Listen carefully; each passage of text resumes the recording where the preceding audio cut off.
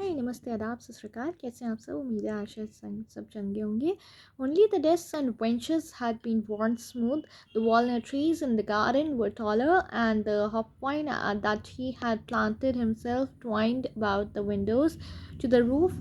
How it must have broken his heart to leave it all, poor man, to hear his sister moving about in the room above, packing their trunks, for they must leave the country the next day. But he had the courage to hear every lesson to the very last.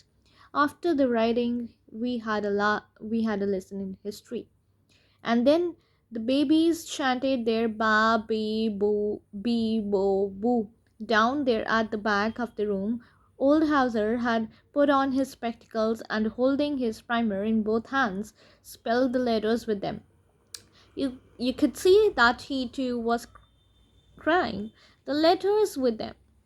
You could see that he too was crying. His voice trembled with emotion, and it was so funny to hear him that we all wanted to laugh and cry. Ah, how well I remember it, that last lesson. All at once the church clock struck 12, then the Angelus.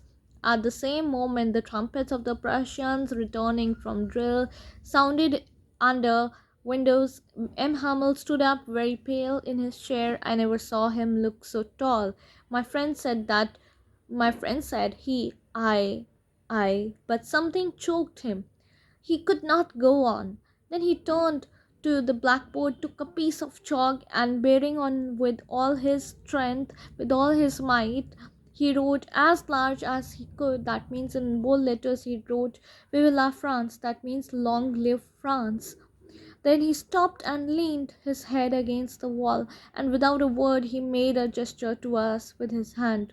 "School is dismissed. You may go."